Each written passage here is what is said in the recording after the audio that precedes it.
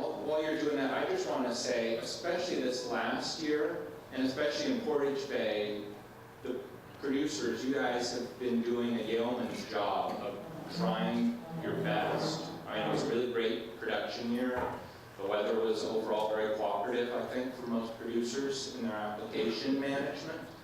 But when I think back to 5 years ago to today, the practices out on the field, especially application practices, they're improved. People are trying really hard to do a great job. And I think this last year and the county sampling results in terms of the routine sampling really shows that we can solve this. But it takes a big focused effort to both on the ongoing management and continuing to look at your facility and risk areas.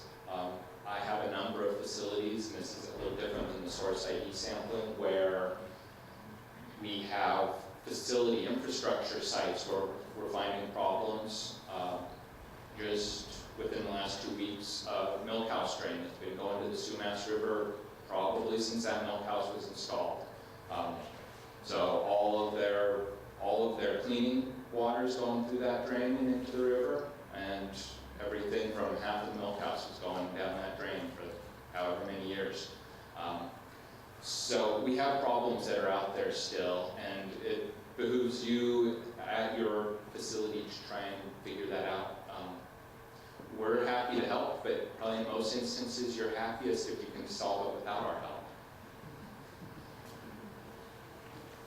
And with that in mind, I think talking with folks at the district, I know that I left at this dairy where we've just been working, I left a bunch of dye tablets, but there's dye, there are tools that are available and that are worth pursuing and talking about with Chris Clark or other planners or myself about how can we figure out whether our drains are going where we think they're going.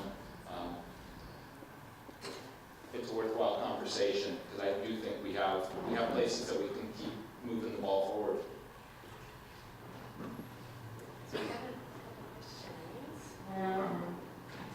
All right, so we have some questions from the audience. So this is for Erica or whomever. Are fecal numbers being pulled from Bellingham drainages that drain into the bay that might affect water quality for shellfish beds? Also from the Lummi drainages. So the city of Bellingham does water quality monitoring in a lot of the urban drainages that discharge into Bellingham Bay. A lot of these are going to be much smaller surface water systems coming into the lower part of Bellingham Bay. So really it's the Nooksack River that's going to have the greatest impact on that Portage Bay area.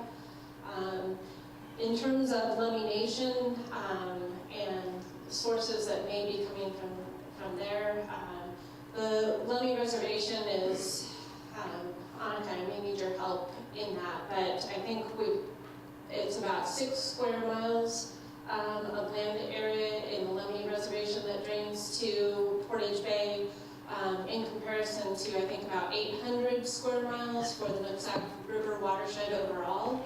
So a much larger land base.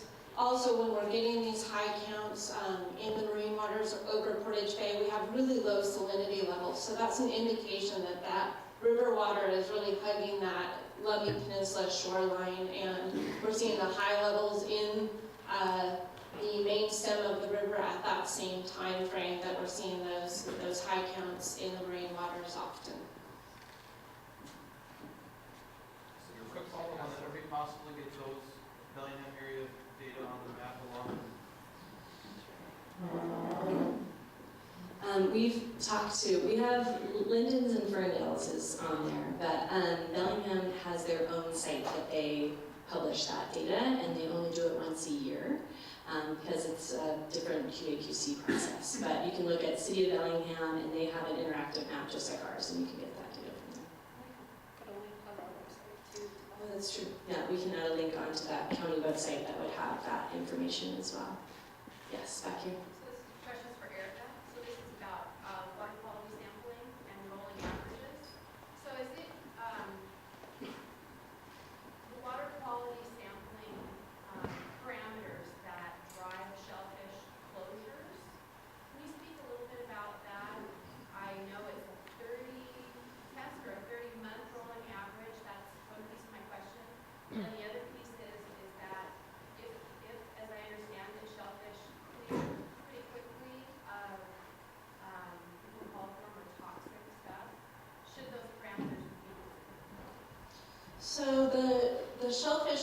classifications are based on a national shellfish standards. So you're right, they are based on fecal coliform, and they're based on a 30 sample rolling geometric mean and a 30 sample rolling 90th percentile. Right now in Portage Bay, they're collecting monthly sampling, monthly marine samples. So what that means is you've got just about 3 years of data that go into that rolling 30 sample geometric mean. In some areas, what they found is that the elevated levels are just associated with rainfall events or increases in the largest stream. That's what they're working with down in Samish Bay. And so in some of those areas, the State Department of Health has been able to work with those sorts of conditions and create conditional openings around that. Right now, what they've determined for Portage Bay is that they're seeing elevated levels during that winter and spring closure period.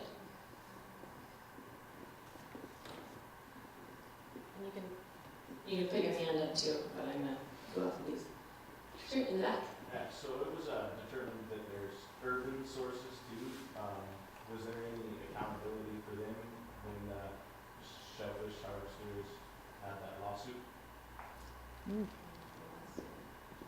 I don't know about the lawsuit and talking about the urban contribution. Jeff, do you know? It involves in discussions how to incorporate those areas as well to be alive like this. That stuff's coming up real soon as to how to incorporate the rest of the county to also be involved in this partnership and work towards a solution.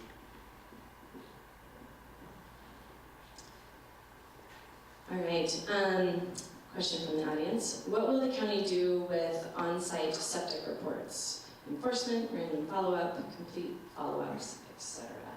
You want to talk about the septic OSS program?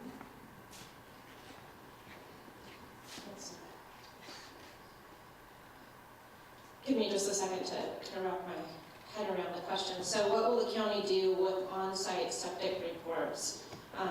Enforcement only, complete follow-up, random follow-up. So I think that this is probably referring to septic system evaluations that are being done by homeowners. So currently, through the county's regulations, homeowners with septic systems are able to take a class, either through an online class or an in-person workshop, to become certified to evaluate their septic system. The county health department is working through the Nooksack watershed to notify folks of their need to have their septic system evaluated. Those folks that choose to do their evaluation on their own after they've become certified, the county health department does do an audit on those. So if you find a failure, they will work with you to find a solution to get that repaired. If you have maintenance needed, they're going to encourage you to do that maintenance work, whether it's pumping of your septic system, replacing baffles or risers or other components of your system. If you have a satisfactory review, a certain percentage of those are audited, and the county health department will come out and visit your site and walk through your septic evaluation with you.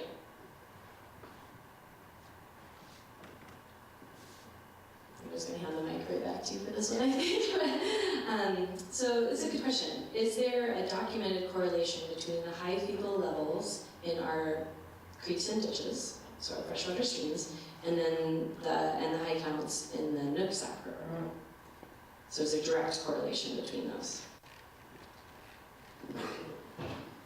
So at this point, we haven't been able to do all of the analysis that we would like to around some of these questions that are being asked, and that's one of the things that we think will be the advantage of bringing in this new data coordinator position. With some of the limited analysis that we have been able to do, we do see similar patterns in some of the tributaries with the patterns that we see in the main stem of the Nooksack. We can look at that both in terms of the long-term patterns, when we were seeing high counts in the Nooksack, which tributaries were we seeing high counts in as well? And then also looking at that rolling geometric mean, and is there a similar pattern in some of the tributaries as we see in the Nooksack.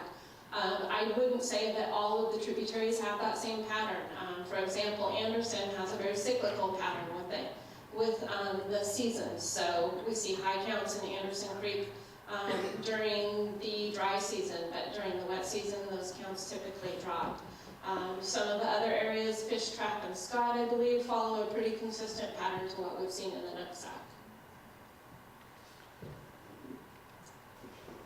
Any more questions out there? Okay, we're going to take just one more, and I think that you can probably wrap this up pretty quickly, before lunch. So typically we detect manure inputs, bacterial, directly as a problem with shellfish. But is there also an issue with N and P causing algal blooms that cause a shellfish problem as well? And I don't know the details of that, so. So there are different reasons that can lead to shellfish closures. The long-term shellfish closures that we have are related to bacterial pollution and the indication that we might have other pathogens, other viruses, other bacteria that could be harmful to public health.